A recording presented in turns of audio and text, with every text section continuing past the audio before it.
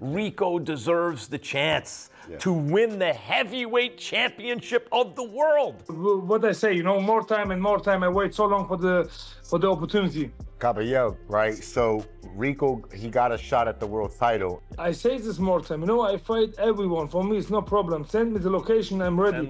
But first of all, give me please Usyk. I'm the #1 contender of him. This fight is very big in Germany. This is not in Germany big. I think of the world is the biggest fight. What make Usyk right now?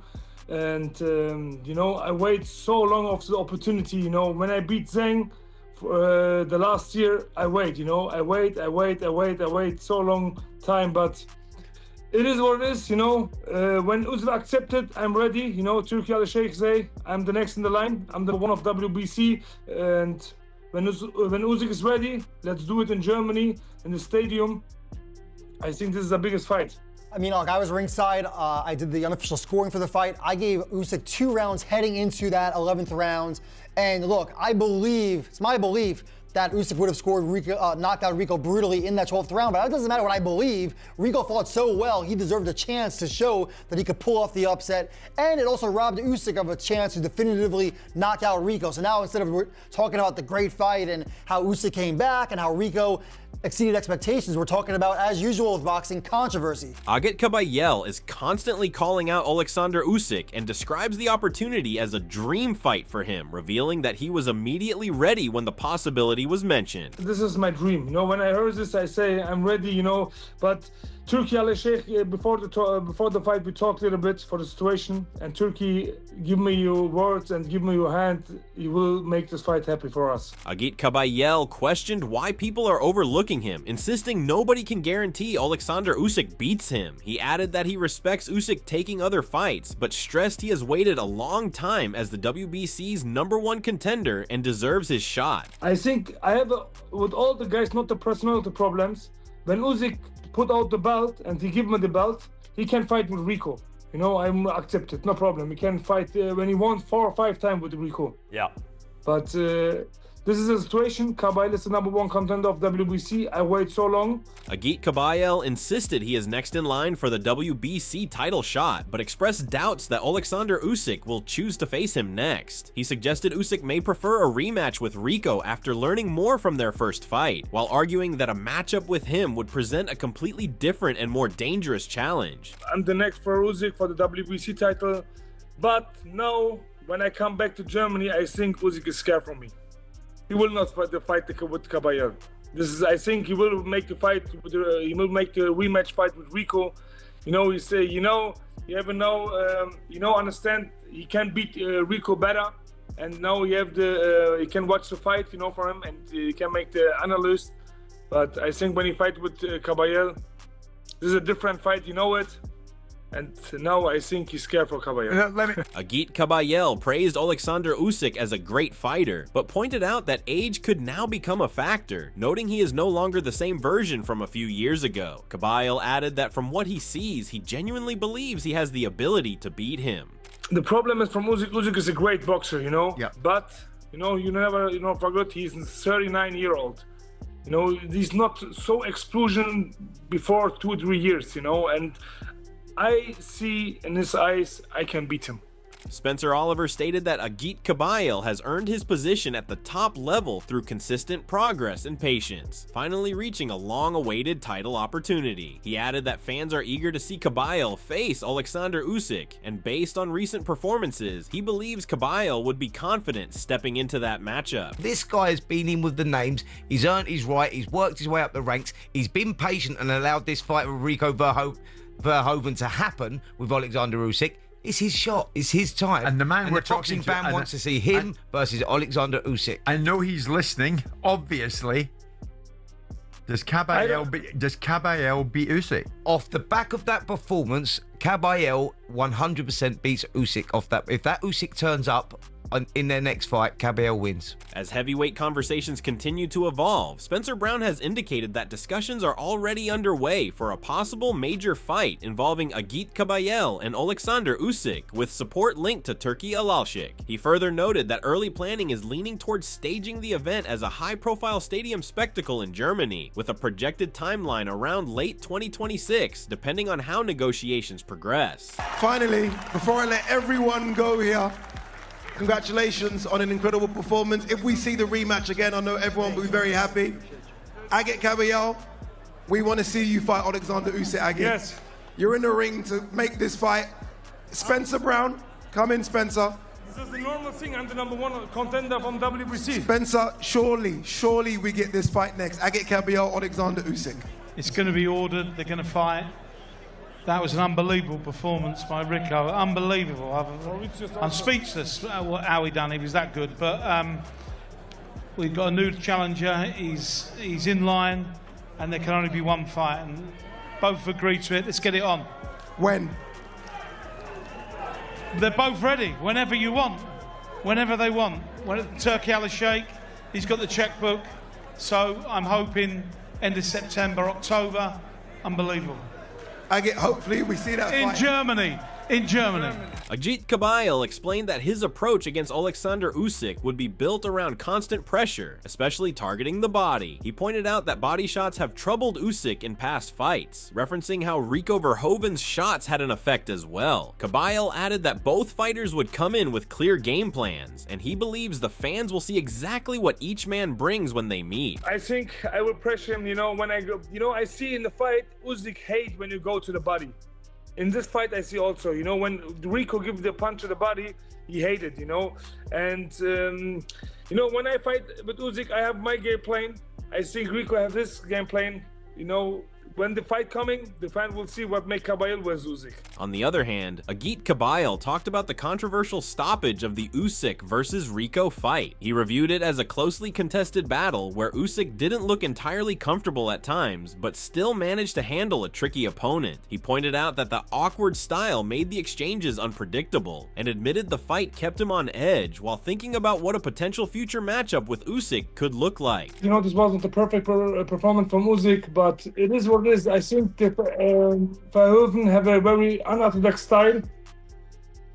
But, you see the situation. For me it was also bad. When I see the fight, I saw crazy. I wait so long for the opportunity with Usyk, and Usyk make a very bad... Agit, so you were getting nervous watching this fight, right? Because your fight with Usyk could go up in smoke. Yes, 100%. I was nervous than when I be in the fight, Rico Verhoeven also questioned the scoring after his fight with Oleksandr Usyk, noting the judges had it level at key stages. He added that he felt he had taken more of the early rounds and was surprised by the repeated tied scorecards.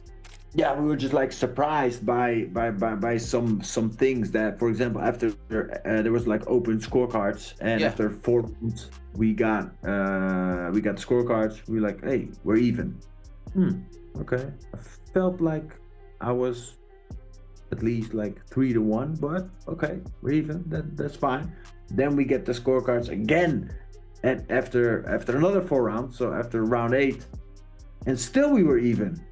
You're like, this, I don't know, this starts to feel like, I don't know, fishy, because I feel like I'm winning these rounds.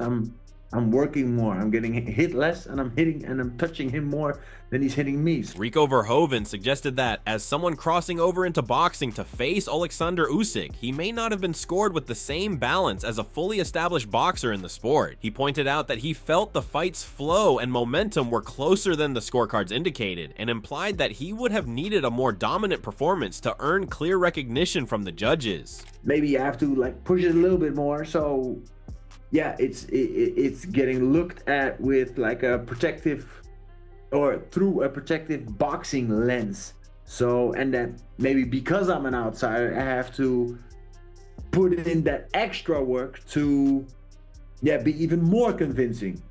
But like we saw in the commentating stats, I was at round 10, it was 8-2 instead of going up equal.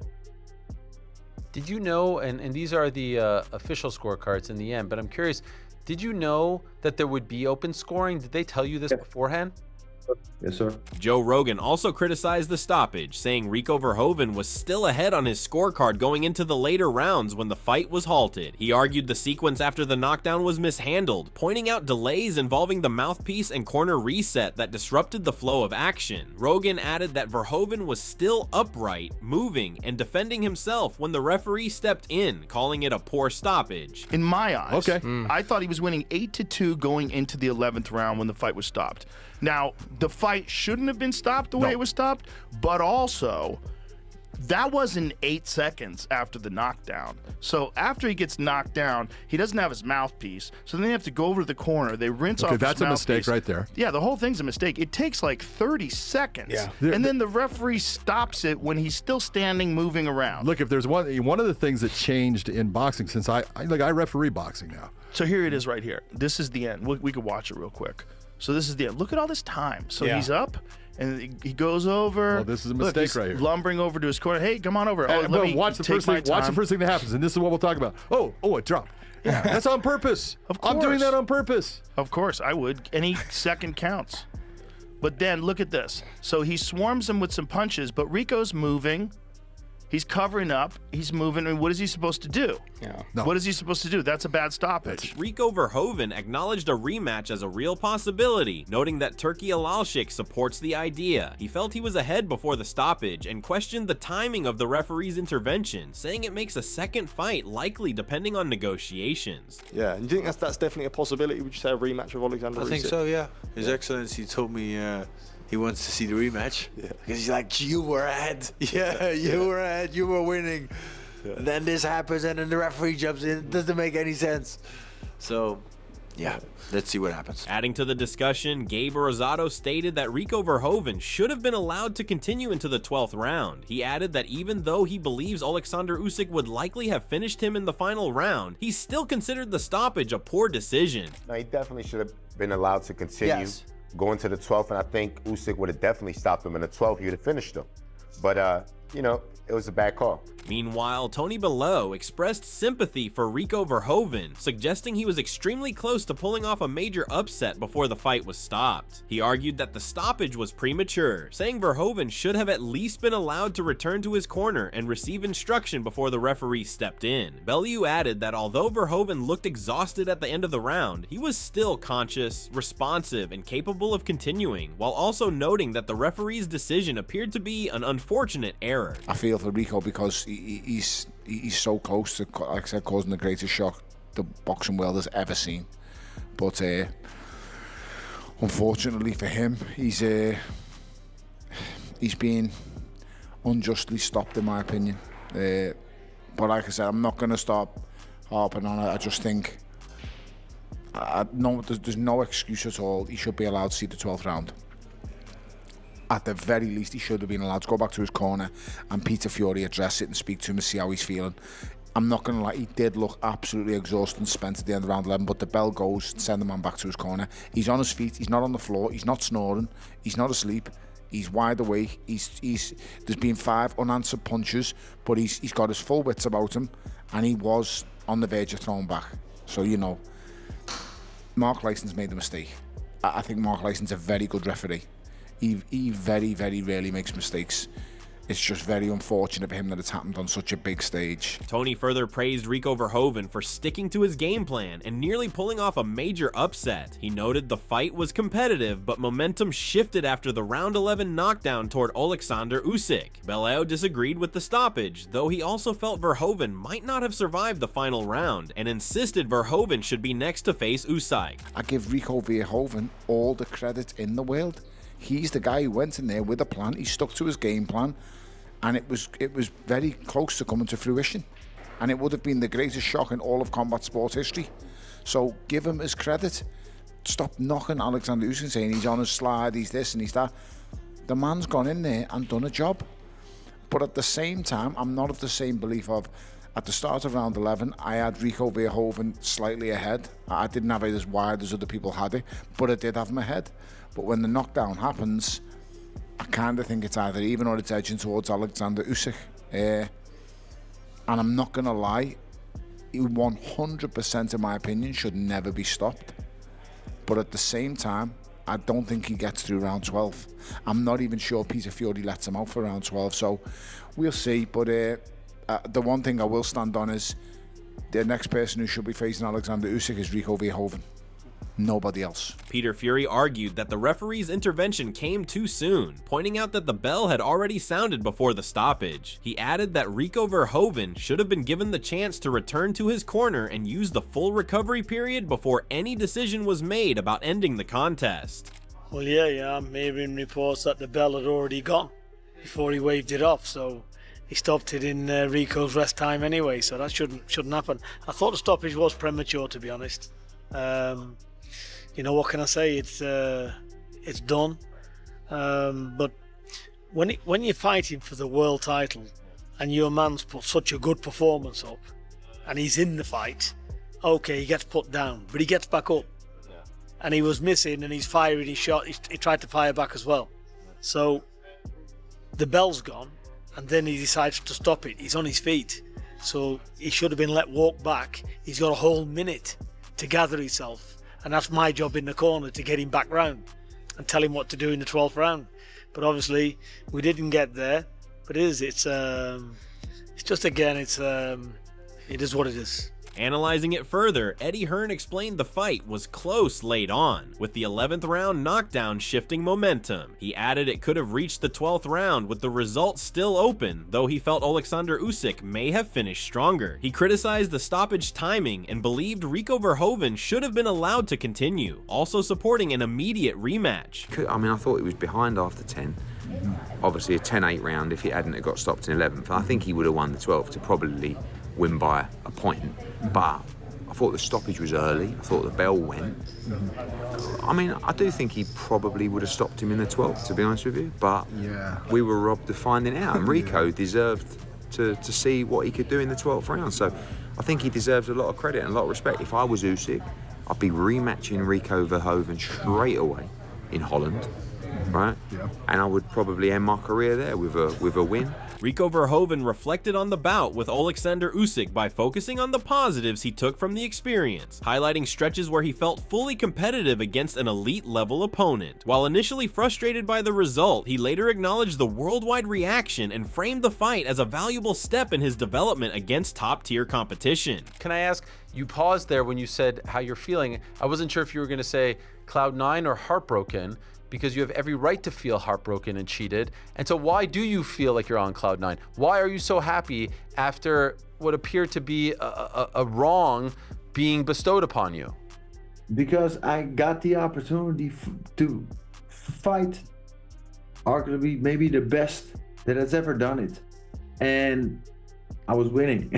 I was outboxing one of the best boxers ever. So how cool is that? How that made me feel so next level, and that's just, like I said, that's just not me, who I am, Ariel. Of course, at that moment after that fight, I was hurt, I was disappointed, I was sad, but then looking back at it and getting all the love from all across over the world, from what happened and how it happened, it's just like, wow. Rico Verhoeven reflected on the aftermath of his fight with Oleksandr Usyk, acknowledging the emotional setback he felt following the conclusion of the contest. Despite that, he emphasized appreciation for the attention and encouragement from fans worldwide, while also indicating that he is still seeking formal clarification regarding the outcome.